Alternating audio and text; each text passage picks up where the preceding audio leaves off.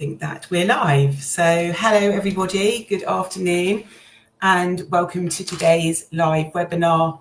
For those of you who don't know me, hello, I'm Katie Friedman and I'm the founder of Flexible Working People, and we are a community and a platform helping individuals and businesses navigate careers and flexible working. And I'm really excited today to be hosting a session with one of our partners at Flexible Working People, Winckworth Sherwood. We've got the brilliant employment law team with us today, and they are now one of our partners and will be regularly supporting our community, our business community and our employee community around employment law issues. Today we're streaming to two of our platforms. We're going live into the Flexible Working People Facebook group, and we should also be streaming live on LinkedIn, so fingers crossed you can all see us. I know some of you will be watching live and that you've registered, and I know that some of you will be watching on replay and catching up on this later. So for anyone watching, thanks for tuning in. And if you are watching live, please drop us a little comment, say hello, give us a thumbs up, let us know that you're here. That would be fantastic. So just to give you a bit of context before I introduce you to our guests, Louise and Andrew, today's topic is equality at work, a really important topic, and I know this is going to be close to lots of people's hearts and also high on the agenda of any HR or business owners who are watching today. We're focusing on paternity and parental leave, what's changing, so obviously there are some changes afoot on the legislation side, and also what employers need to know. So we all know that conversations around work-life balance, gender equality and flexibility have come a long way in recent years, but when it comes to parental leave, and in particular support for fathers and partners, there's still a pretty big gap between policy and reality. And actually yesterday, Andrew shared the Women in Equalities Committee report, which was literally just shared yesterday, highlighting weaknesses in the UK's parental leave system. So that was really timely. And while we haven't had an opportunity to go deeply into that, we'll be touching on that today as well, just in terms of what's changing and what individuals and employers can do to create more sort of supportive and equitable workplaces. So with that, I'm really excited to welcome Louise and Andrew. Hi, Louise. Hi, Andrew. Thank you so much for joining us today. Hi. Hi, Katie. Thank you for having us. I'm just going to give you a bit of a background to both so that you know who they both are. So Louise is a partner in the employment team and also a passionate advocate for family-friendly rights at work. Louise advises employers and employees on maternity, paternity and flexible working, and is a trusted advisor to businesses and senior individuals across the UK.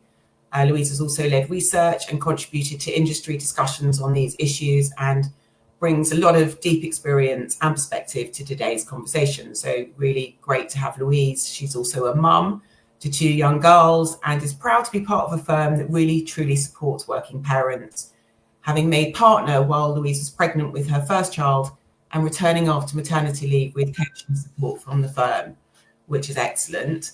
And then welcome Andrew. He's the head of employment and partnerships at Winckworth Sherwood.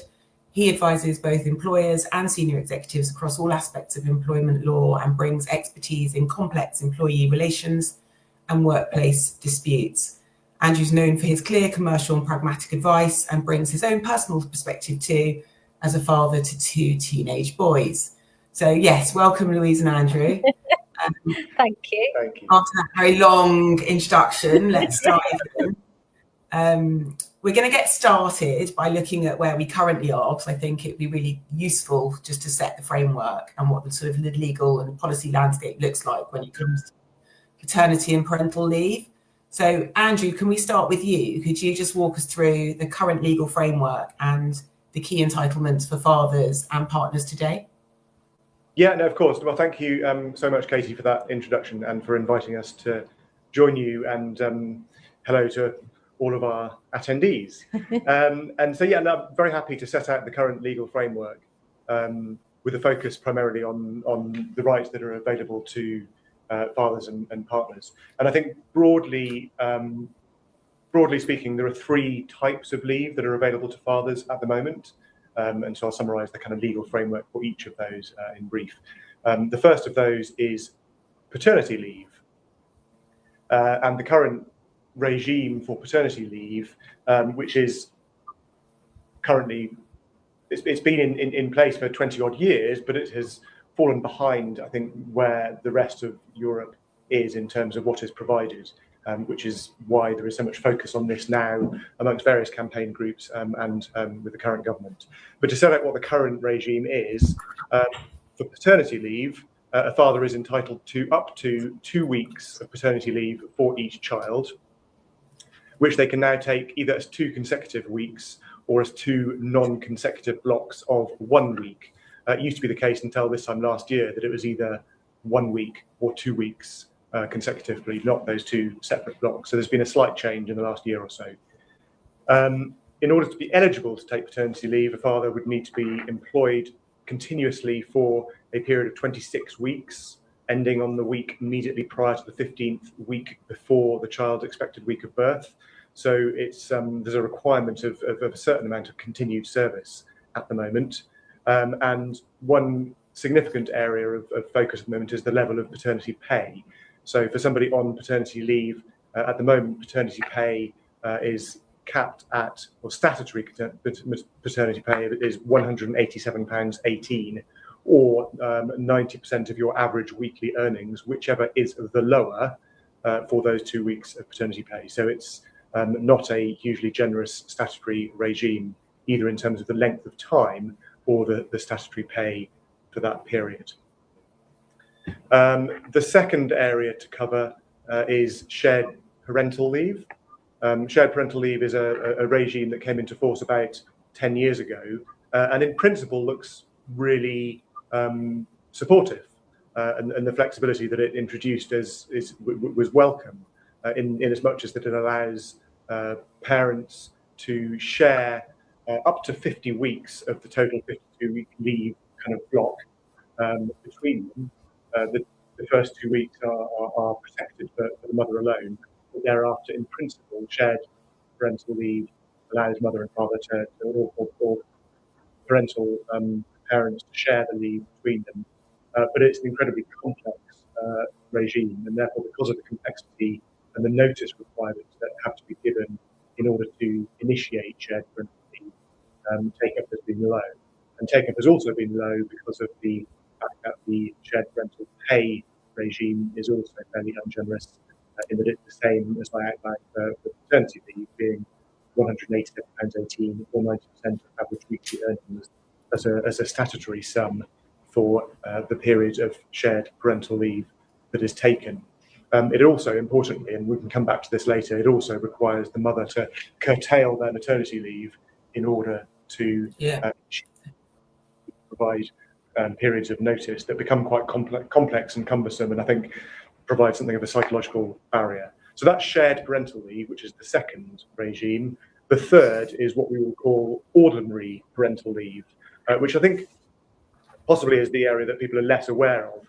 But ordinary parental leave is unpaid, so there is no statutory pay for ordinary parental leave. And what that allows any parent to take is, well, subject to them being employed for at least 1 year, is up to 18 weeks of unpaid parental leave per child at any time prior to that child's 18th birthday. So it's a flexible approach that allows up to 18 weeks of leave in 1 week blocks or longer than 1 week blocks at any time during those first 18 years of the child's life. So it does provide some kind of unpaid flexibility during that first 18-year period. And that's a kind of very high-level overview of the current regime that is available for fathers specifically. Thank you. So I think that's really interesting. I mean, even sitting here now listening to you, I was aware of a couple of them, but I wasn't aware of the third one. And I think that one of the important things for individuals is to actually understand what their rights are. And I'm not sure people do. I think when you're in employment, you get to this stage, and then the company you think that you know that you get statutory, or they'll tell you, but actually having this awareness and being able to navigate these conversations is so important. So that's really useful information for both employers and employees. So from your perspective, there's also been a lot of talk recently about day one rights and the introduction of day one rights for parental leave. Can you just tell us a bit more about what's changing here and what that will mean in practice for both employers and for parents? Yeah, absolutely. I mean, the key change there is that the Employment Rights Bill, which has obviously received quite a lot of publicity, coming into we think coming into effect possibly sometime next year, will provide for paternity leave to become a day one right. So I talked about the 26 weeks. That falls away and it'll become a day one right for paternity leave, but not crucially paternity pay. So paternity leave would become a day one right, but not paternity pay. And similarly for unpaid parental leave, so ordinary parental leave, the plan is that would become a day one right under the Employment Rights Bill as well, so doing away with the 1 year kind of service requirement. Brilliant, thank you, Andrew. So Louise, from your perspective, and you work with employers all the time, how much awareness do you see of these rights, and do you think that policies are generally keeping up with these legal developments? Because obviously there's a lot of change. We've got the Employment Rights Bill coming. Are things changing? What are you seeing? Yeah, I mean, I think the awareness really does vary between the different rights. I think there's, good awareness of the right to take paternity leave and pay amongst both employers and employees. It may be the case that not all employers are aware of the changes that came into effect last year, which Andrew flagged, to kind of the paternity leave rules. And it may be that they've not yet updated their policies to reflect those changes. So one of the key changes being that employees taking paternity leave can take that leave at any point within the first year of the child's birth or a child being placed for adoption, which is quite different to previously because you could only take it within the first 8 weeks. You've got a much longer period. So I said, because that came in last year, it may be the case that's not kind of fed through to employers' policies yet. In terms of the other rights, I mean, I think shared parental leave, there is this general knowledge of the right to share parental leave. But I think when employers actually receive a request for shared parental leave from employees, that does result in a kind of a bit of a sense of panic because it is rare for those requests to be received. And because the rules are so complex, they're so burdensome in terms of the notification provisions, the administrative burden, that, understandably, there is that kind of sense of unease about how to exactly go through the process. And just lastly, covering off the unpaid, the ordinary parental leave entitlement. Katie, you said that you weren't personally aware of that and that right. And I think there's still a lot that needs to be done in terms of raising awareness to that right. There was some research from Working Families, which was undertaken recently, which found that 42% of parents are not aware of the right to take ordinary parental leave. So that really is a high proportion of employees. So I think there really does need to be a big piece about raising awareness about that right. But I think generally, it is quite hard for employers to keep up. Employment law is constantly evolving, particularly if you're a smaller employer, trying to keep up with all the changes. And we've got on the horizon, obviously, the big changes in terms of the Employment Rights Bill. So there's a lot to kind of keep up to date with. Yeah, that's so helpful. Thank you for all the context. I was talking to somebody yesterday who was a father who was applying for parental leave, and he was talking about the complexities of the shared parental leave and how the mother had to go back, but then he had to step in, and kind of how that played out. And also that his firm weren't aware. It was a recruitment firm, and they just weren't aware of what the rights were, what they needed to offer. And so there was this whole sort of discussion and debate, and they had to go and do their homework. I just felt like his employer just didn't have the knowledge for how to manage it. So there's definitely some education and understanding of things that needs to happen. So we also know, we've talked about this, the uptake of shared parental leave is very low, and we've covered this to some extent. But are there any other reasons why you think that is, Louise? Yeah, so I think we've obviously already covered the fact that it's, that they're very complex provisions. That's clearly part of the reason why there's been low uptake. But I think another key factor is the low rate of statutory pay. That's a real disincentive for fathers and partners to take shared parental leave.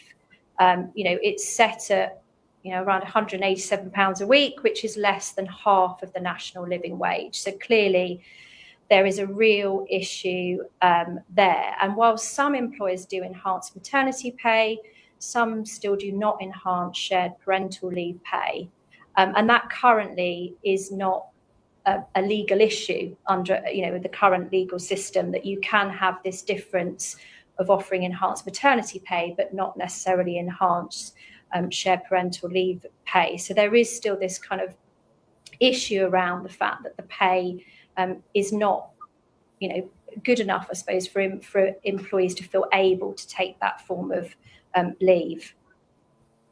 Thanks, Louise. And Andrew, what do you think about some of the blockers, some of the cultural or maybe structural blockers that stop men in particular from taking more leave? Because we know that they do, and there's a low uptake. So what do you see as those?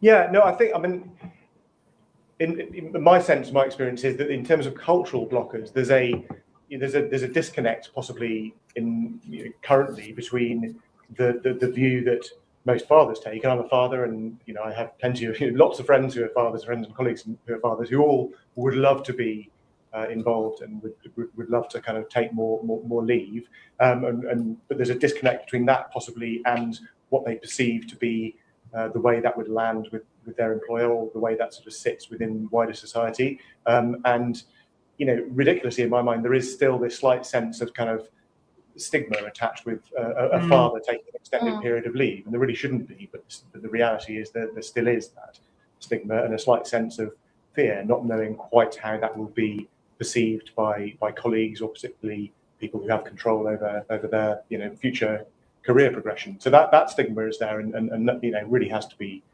tackled. I think there's a language thing as well. So there's still, I remember when I took time off myself, occasionally people would say things like, "Oh, you're being daddy daycare today," which is, I think that kind of language, which is, I'm sure meant lightheartedly, but can be perceived negatively and just kind of, is a bit cliched. So I think that's there's a cultural piece. I think there's also a kind of structural, organisational thing as well. And I think by the time people get to the stage of their their life with a new child, where they're thinking about these things, it's pretty hectic. We've all been there. You're busy dealing with the realities of your day to day, and the idea of then having to sit down and work out how you're going to feel your way through this complex set of regulations around shared parental leave is not easy and not a good time for it. So I think the fact that it's complex is a problem in and of itself, but it also adds a kind of psychological barrier to people who want to try and engage with it, because it just feels a bit too difficult. And it also means that just at the point where you've got to grips with how you're kind of running things, the idea of having to sort of plan how you're going to do things differently against a backdrop of that complexity is not great either. So I think there are definitely things that could be done to simplify the policy and the statutory regime. Yeah, and I think it's also, I suppose, the issue about the mother actually having to give up. There's that kind of psychological aspect of the mother having to give up her maternity leave in order for the shared parental leave entitlement to kick in. So that also could deter some parents from using the scheme. Absolutely. And Andrew, you shared yesterday the Women and Equalities Committee report. I know it's very high level, but they did start to touch on some of these, didn't they, in that? Yeah, they have. So they've put quite a lot of work into thinking through and identifying a lot of the issues that are there in relation to the complexities of shared parental leave. There's a lot of focus on the length of time that is available to fathers, and the notion that actually the objective of equality and better support for parents, both parents and for fathers, would be better served by having better kind of ring-fenced entitlements for fathers. So there's definitely discussion in that direction, albeit this is not anything close to being law yet, but it's certainly... No, but these important discussions are taking place. It's putting pressure in the right places, and we're already seeing some change. So things definitely heading in the right direction.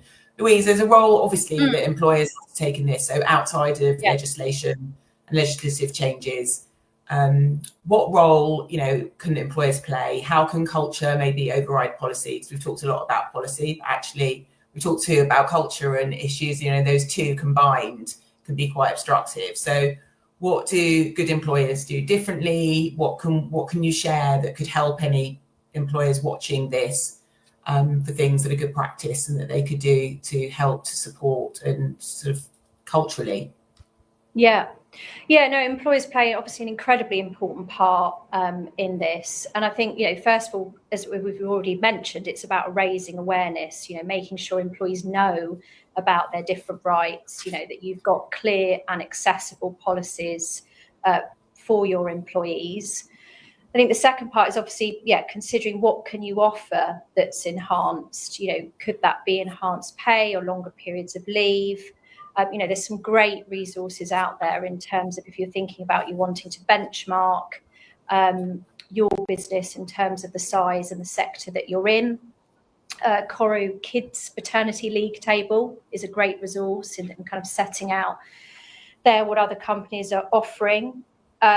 We're seeing amongst some of the larger employers that they're offering equal parenting policies, so that apply to all parents. So, for instance, organisations may offer 20 weeks fully paid leave for both mothers and fathers.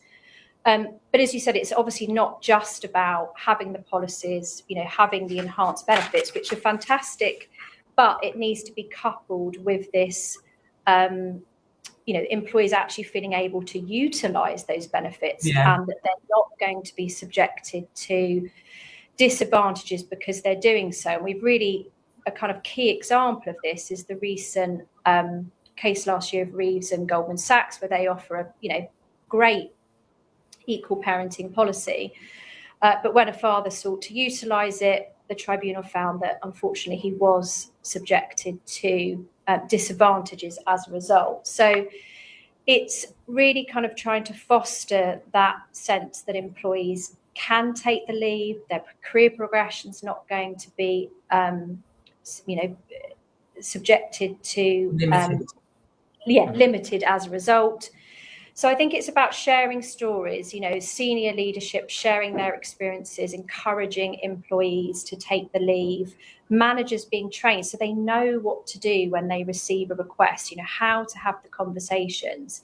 So to really ensure that employees have a positive journey from as soon as, that they're raising questions about the policies or making requests under your schemes. Thanks. I was saying to you earlier, I was talking to one of my clients yesterday and hearing some really good examples of companies who do it right.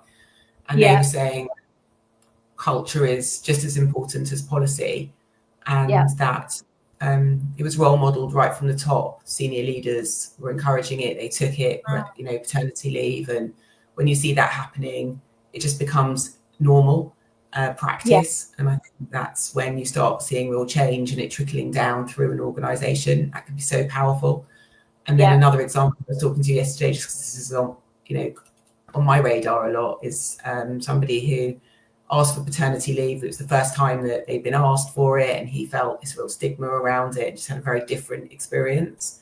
And so culturally, just seeing those two play out and the different experiences that these parents had was huge. So there's so much culturally that can be changed. You can have all the best policies in the world, but if you're not walking the walk and kind of really embracing that as an organisation, then that's so limiting.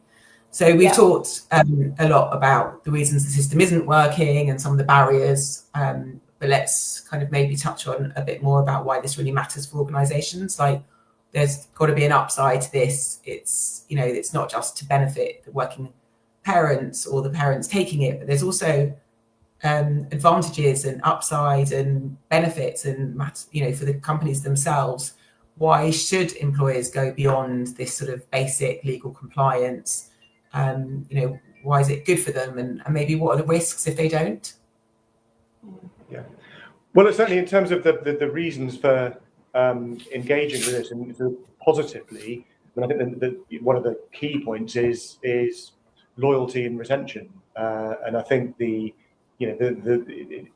an obvious thing to say, but there's a reason why we employ the people we do. It's because you value them and you recognise what they bring to the organisation. So by supporting them and treating them in the appropriate way, you're going to foster that sense of loyalty and retention and push towards equality. I did want to make one point in relation to what we were just discussing and Louise was mentioning as well. I think it's fantastic that there are some employers that are certainly taking the lead in and taking the initiative in fostering more generous regimes. But it is, I think, key to remember this.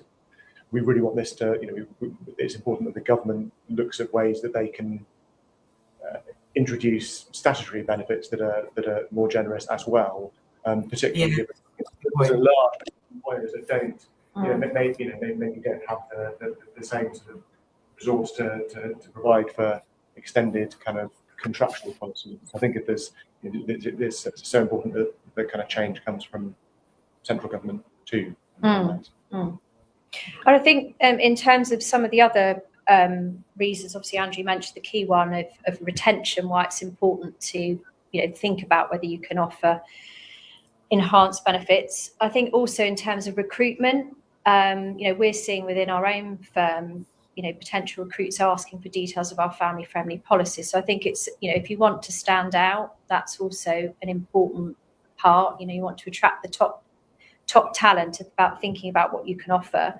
And then I think the other key aspect is kind of the well-being perspective that, we've seen from the research that employees are so worried about childcare, how they're going to manage it, the costs of childcare. So if you are obviously able to support your employees, in terms of offering enhanced benefits and so on, then hopefully that is going to feed through in terms of culture and employees having a better well-being, perhaps less sickness absence, less presenteeism, and employees being more productive. So there's the kind of the well-being perspective as well, which can have real benefits for businesses as well in terms of improving productivity. Brilliant. And just to add to that, there's going to be ultimately, I would suggest, a huge impact on the gender pay gap as well. I think that the whole equality piece and having shared parental leave and having men and women take this up will really positively impact, inequality in the workplace and the gender pay gap.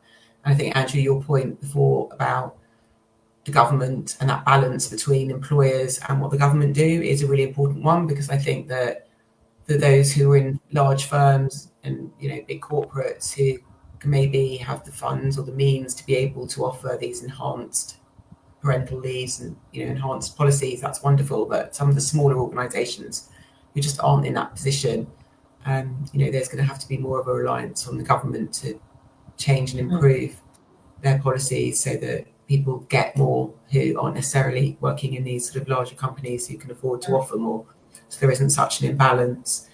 So that's really helpful. Go on, Andrew, you look like you're about to add something there. Well, no, I was just going to say, there's some really useful, and in the report that came out yesterday, but also various charities and organisations such as Dad Shift, which is, I know has been campaigning on this issue hard recently. There's a lot of good and interesting data on there about what the benefits are in other jurisdictions where they do offer enhanced, paternity leave in particular, paternity leave rights.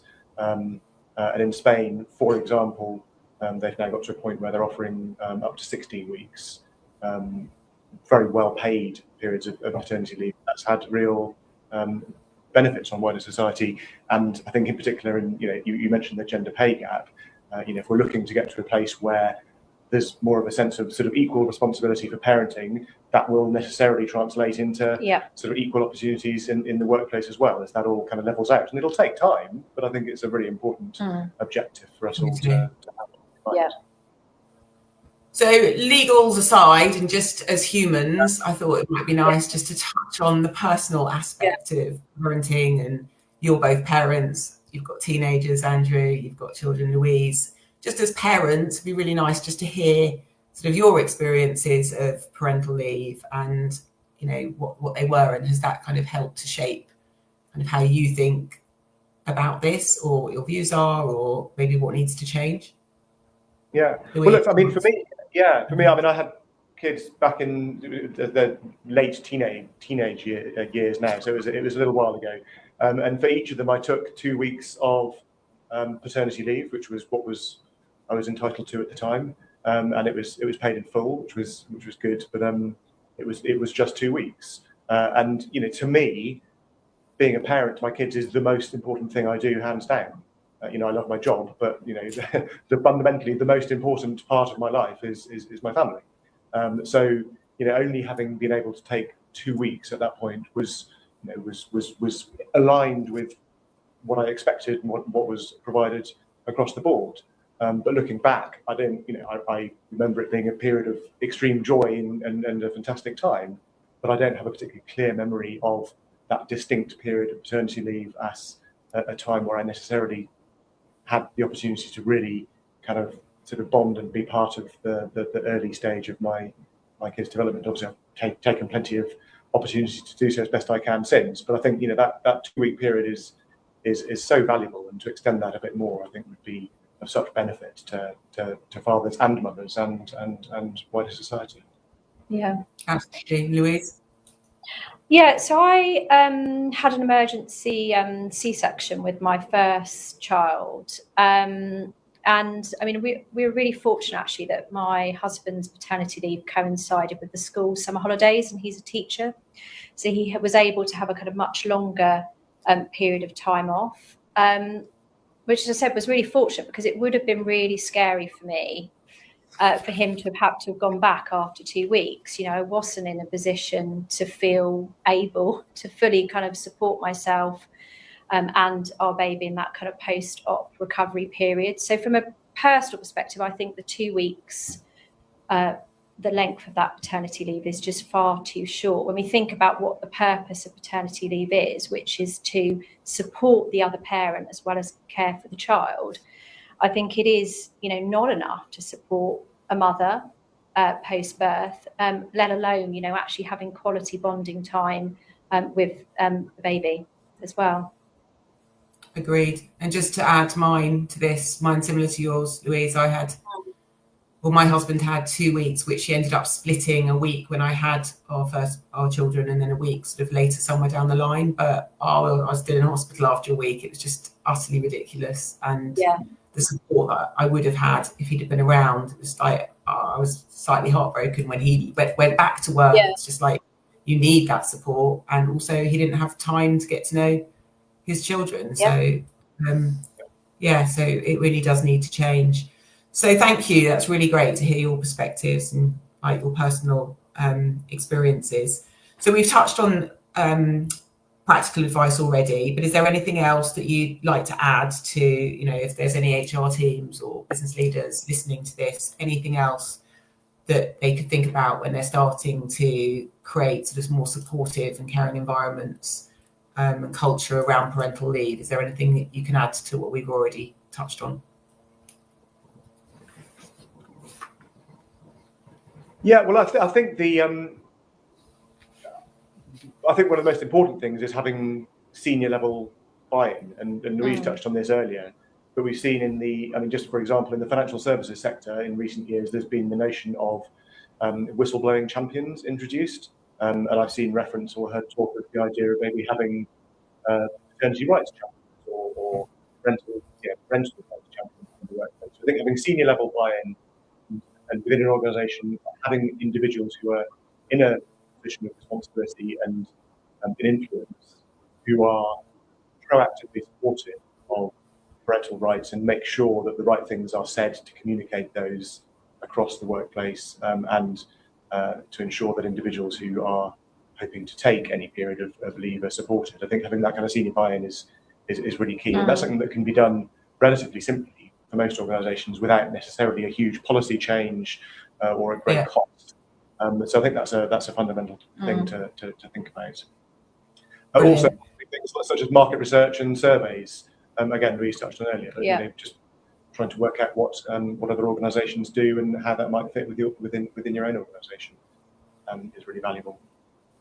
Great tips, Andrew. Okay, and Louise, do you want to talk about maybe from an individual perspective, those who are expecting a child or planning parental leave, anything that you would just put on their radar now when it comes to their rights, responsibilities, or having a workplace conversation? Yeah, I mean, I think there's some absolutely great resources out there. I mean, really, if recommend, looking at ACAS, Working Families, Maternity Action, their websites, if employees are not sure what their various entitlements are, to really understand, the different types of leave that they may be able to take and their pay entitlements. So I think, do your research. I said there's some great resources out there. And I suppose the other key thing to flag for employees is that, there is protection. There is, they shouldn't be subjected to detriments for exercising their statutory rights to take family leave. So, if an employee is concerned that they've been treated detrimentally, then, do seek support or get advice, speak to ACAS, a lawyer, or Citizens Advice Bureau, wherever you can. There are various avenues that you can take to get the support that you need. Brilliant. Thanks, Louise. Okay, well, look, you've given loads of great advice, both of you. It's been a really great session. We've gone from the legal framework to thinking about what employers can do, cultural versus policy, kind of covered a lot in 30 minutes, and we're almost at the end.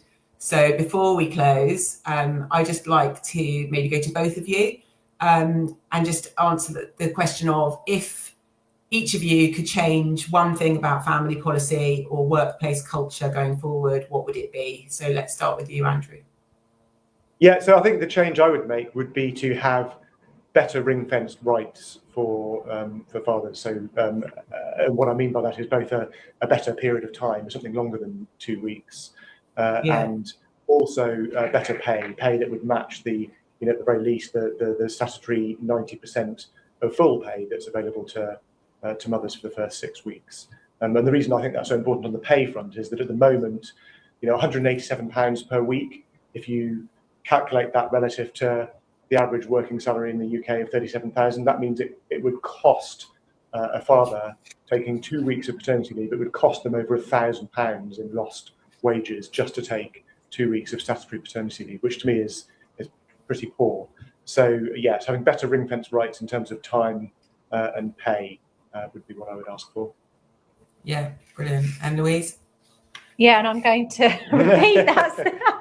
I also feel, the same, exactly what Andrew has said. And I think, the government has recognised that the current parental leave system isn't working.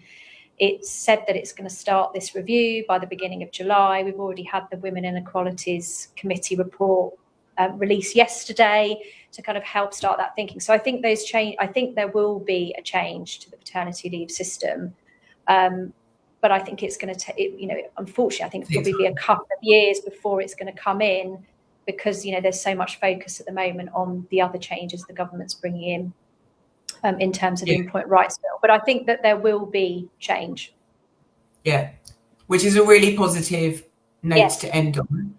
And actually, we are heading in the right direction, somewhat maybe slower than we would like, but things are moving in the right direction, which is great. So that brings us to the close of today's session. Thank you so much, both of you, for that whistle-stop tour. I hope that everybody listening has got some valuable insights, advice, guidance. Louise and Andrew have both signposted us to some resources as well, from the Crow Kids to Working Families, and there are ACAS. There are all sorts of different signposts that we've mentioned today. So please go utilise those. You can be in touch with Louise and Andrew directly. You can connect with them on LinkedIn. And I'll drop their contact details to you if you'd like to email them directly, but please do contact or reach out individually if you'd like to. We've also got a brilliant download or a guide that Winckworth Sherwood have produced. So if you registered for today's webinar, you'll automatically be sent that. If you didn't register and you're watching this now live, or even watching this on replay, because I know that there'll be lots of people watching who didn't register, drop a note or a comment, or send me a note or a comment, and we can send you the guide, which is top tips for employers around parental leave and paternity leave, policies and benefits. So sort of going a bit deeper into some practical advice, strategies and tips that you can implement right now. So look out for that in your inbox. So thank you again, Louise and Andrew, and thank you to everybody listening. We haven't got time to get into the questions that we wanted to get into here today, but I think we've covered most of them on the session. So thank you all for listening. All right, have a great rest of your day. Thanks, Lizzie. Thanks, everyone. Bye-bye. Bye.